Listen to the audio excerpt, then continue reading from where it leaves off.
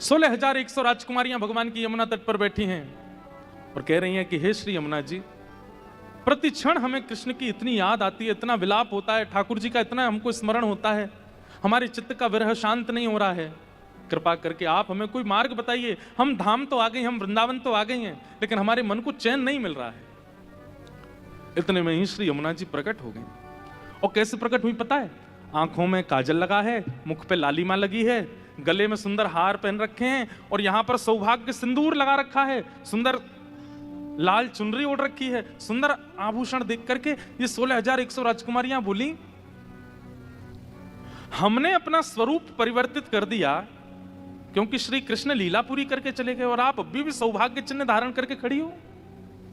आपके मुखमंडल पर यह प्रसन्नता, आपके चित्त की यह प्रसन्नता ऐसा प्रतीत कराती है कि श्री कृष्ण आपसे दूर नहीं हुए।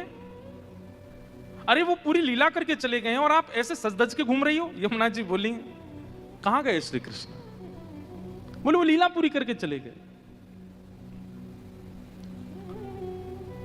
हम इतनी विरह कातर हो रही हैं, आप इतनी प्रसन्न कैसे हो?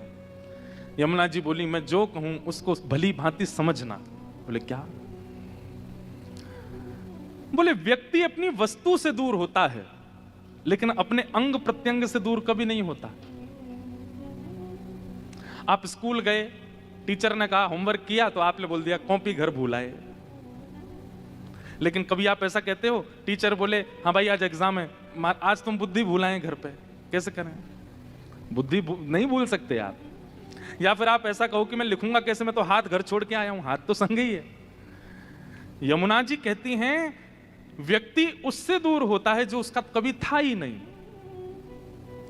बहुत ध्यान से सुनिएगा, व्यक्ति उससे दूर होता है जो उसका कभी था ही नहीं, पर आत्मा तो उसकी ही होती है और वो उसके साथ ही रहता है हमेशा। तुम सब और सब द्वारिका के लोग और ये सब पृथ्वी के लोग ये श्री कृष्ण के कभी थे ही नहीं, इसलिए तुम लोगों को वियोग लग रहा है, तुम लोगों को वियोग का अनुभव हो रहा है। पर ये व्रज, ये वृंदावन और इस वृंदावन की अधिष्ठात्री श्री किशोरी जी, राधा रानी, ये तो कृष्ण की आत्मा है। श्री कृष्ण का अंग श्री किशोरी जी हैं, श्री कृष्ण की आत्मा श्री किशोरी जी हैं, श्री कृष्ण की श्वास श्री किशोरी जी हैं। वास्तव में द्वारिका लीला, मथुरा लीला और 16,108 विवाह, यहां कृष्ण ने हमको, हम उनके थे नहीं, हमको स्वीकार किया। पर किशोरी जी और ब्रजवासी तो सदा से उन्हीं के हैं, उनसे कभी एक नहीं अलग नहीं होता। आज हमने कथा के प्रारंभ में ही गाया, कृष्ण चित्त स्थिता राधा, राधा चित्त स्थितो हरि, जीवने निधने नित्यम राधा कृष्ण गतिर्मम। श्री किशोरी जी अलग थोड़ी हैं ठाकुर जी से, और मैं उनकी दासी हूं, मैं किशोरी जी की दासी हूं।